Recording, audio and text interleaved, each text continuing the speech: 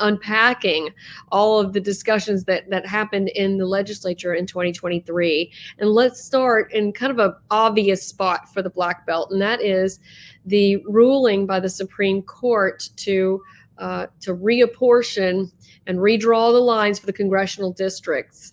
That really had an impact on, Terry Sewell's seat and who's going to fight for this seat as we come up into an election year. So tell us your thoughts on what happened last year with the redrawing. Yeah, pretty significant ruling, not only for Alabama, but for the nation. And so we'll be watching it. It's not over with yet. The Attorney General has appealed the lower court ruling. And so we'll see ultimately what the Supreme Court does with the redistricting. But for now, we have new districts in the state. And one of those districts is a new district, what they call an opportunity district, that the court allowed to move forward with, that starts down into Mobile and goes all the way over to Phoenix City and includes portions of the Black Belt, as you discussed. So that's a new district, and there's no incumbent in that district. And so I think there are like 21 different candidates in that race, both in the Democratic and the Republican primary. That will be on March the 5th, the party primaries. I can guarantee you there will be runoffs both in the Democrat Party and Republican Party. That'll be a few weeks later. But, for the whole enchilada, that'll be next fall in November of 2024 when that race will be decided. And will the Republicans keep their 6-seat majority in Alabama, or will the Democrats take a seat? Obviously, for Terry Sewell's seat, her seat ended up keeping the majority, including Selma. And so she's in a pretty good position based on the way those maps were drawn. Well, and Terry is actually a Selma native. So when she comes home to Dallas County, also with a lot of ties to Perry County, people are always great, love to see her here because they think that it helps to have someone that is a native rooting for them in Congress.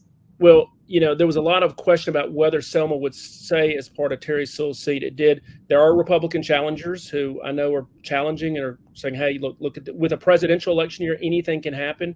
Yes. But that's what's going on with that seat. And then also the first seat, District 1, there are 2 Republican incumbents will be challenging each other, which is Congressman Jerry Carl from Mobile and then Barry Moore from the Wiregrass. So that's a race we'll be watching as well. So the Supreme Court ruling really upended what our congressional seats look like. So we'll be watching all 3 of those seats, but particularly that new seat that stretches all the way from the Mobile to the Black Belt to the Wiregrass over to the Georgia border.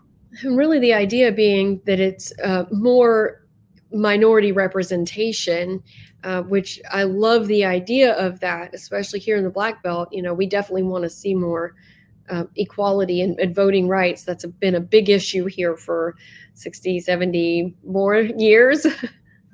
So that the Supreme Court allowed what they call an opportunity district, which the plaintiffs argued would give minorities an opportunity to elect a representative. So again, I think it's going to be a very competitive seat with Republicans and Democrats, particularly being a presidential election year. There will be thousands, if not millions of dollars flowing into this state for those seats. Republicans hold the United States House of Representatives by 4 seats. So there will be a lot of money pouring in, a lot of people watching this race here in Alabama, because that could decide the difference in the majority in Congress.